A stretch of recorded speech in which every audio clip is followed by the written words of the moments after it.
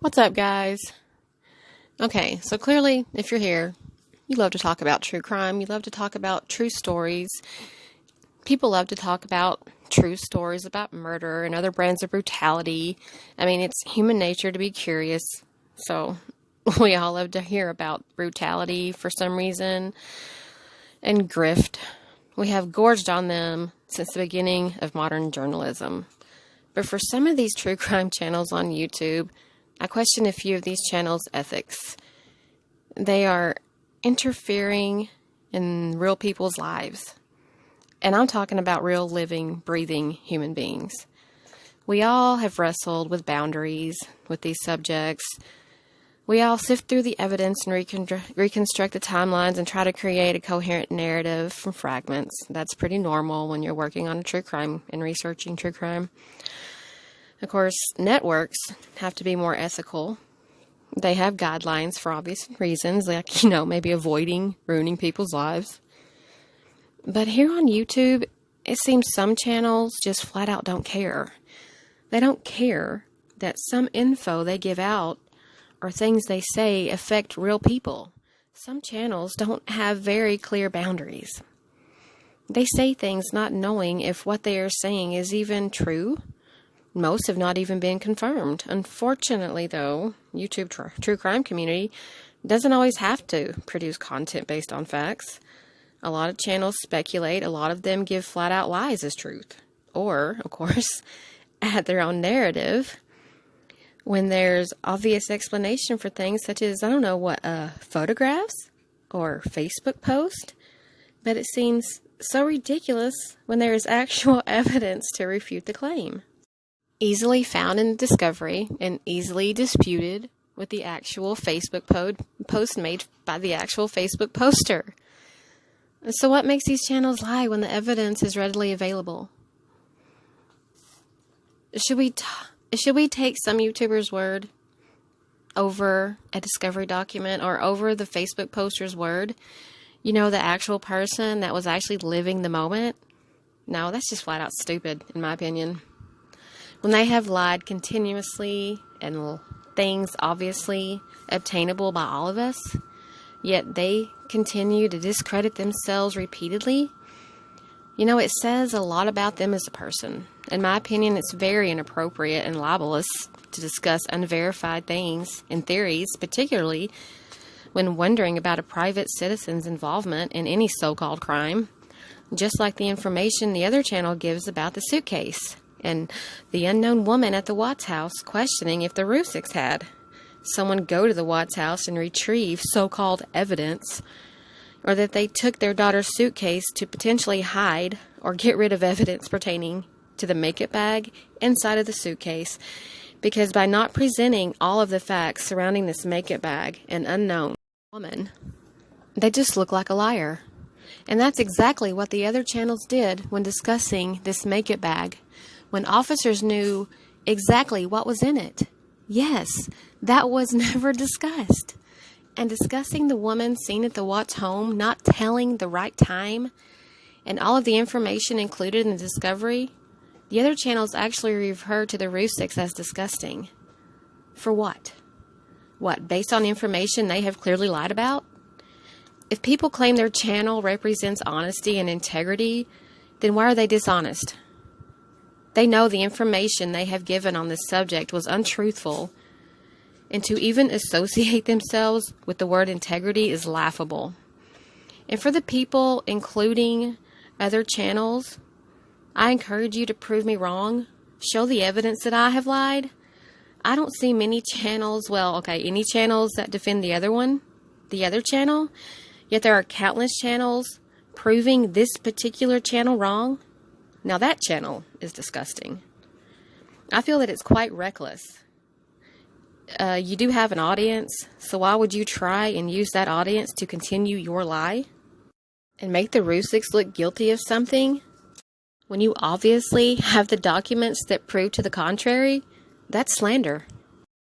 So let's take a look at some of these discovery documents, and then let's take a look at some of the photos made by the officers who have already searched the makeup bag and the suitcase and knew exactly what was in both of them.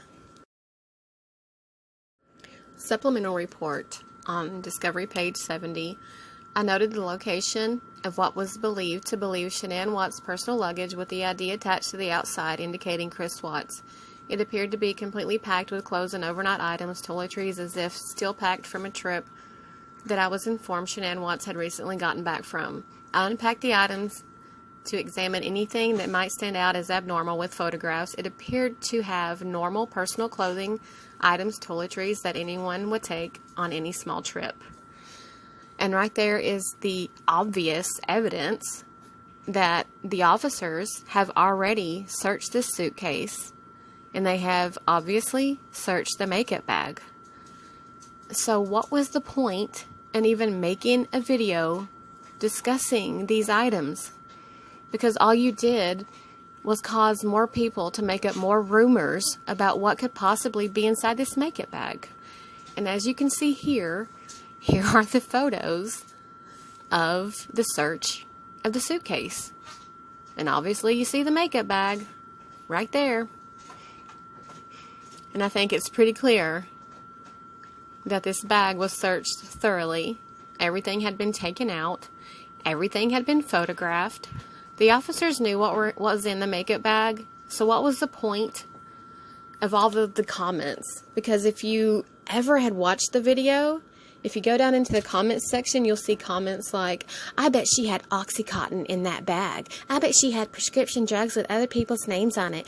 Why would they specifically take that bag? Why don't they take a sweater or something with her scent? They obviously took it for some reason. But as you can see here, they obviously opened up the purple makeup bag. And guess what was inside of that purple makeup bag, guys? Makeup. Not a hoard of narcotics. No, makeup. So all the other channel did was lie about the entire thing. It was all a huge lie. She knew exactly what was inside of this makeup bag, just as the officers who searched it knew what was inside the makeup bag. And all you did was act like the Rusiks took evidence from a crime scene. And so all you did was make them look guilty of something that they never did. And I think that is truly disgusting. It's getting really tiresome with all those videos on the other channel, still continuing the same lies and the same BS that they've been peddling for months now, when a lot of these answers are in the discovery. So I would encourage anyone who watched any of those videos to double check the information you've been given. Because so far, about 75% of it is misinformation that is easily obtainable in the discovery. Just like so many of these videos that are going around on that channel. There's no point in telling lies. There is no point on putting suspicion on innocent people. Period. And here's a supplemental report from Discovery page 1142.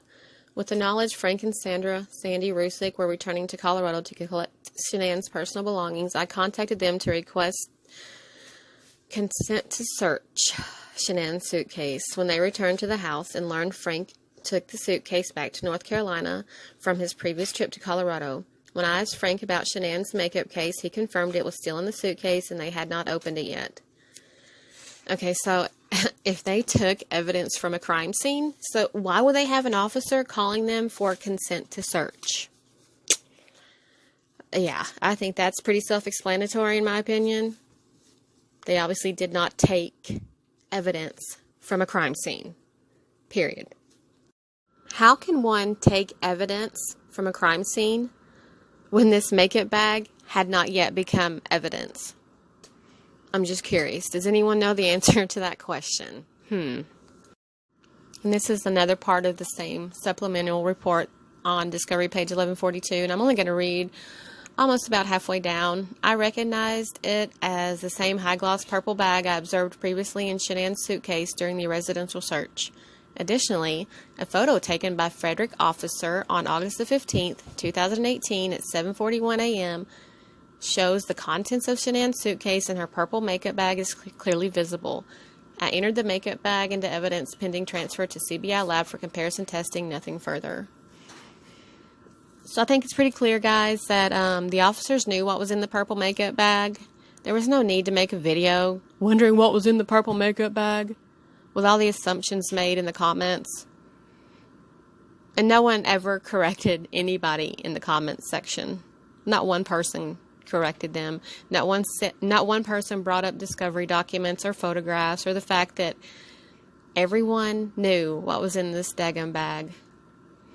And also, the other channel brings up that the night before, there was a woman showing up at 9:05 at night, walking up towards the Watts house.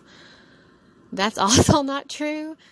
If you look in the discovery document, you will see that it states that the woman was seen coming up to the Watts house at 9:00 a.m. That's 9 o'clock in the morning, not 9:05 at night. And when I say the night before, I mean the night before they were to meet the officers to give them the purple makeup bag. Okay, guys. I hope you all have a wonderful day. Bye-bye.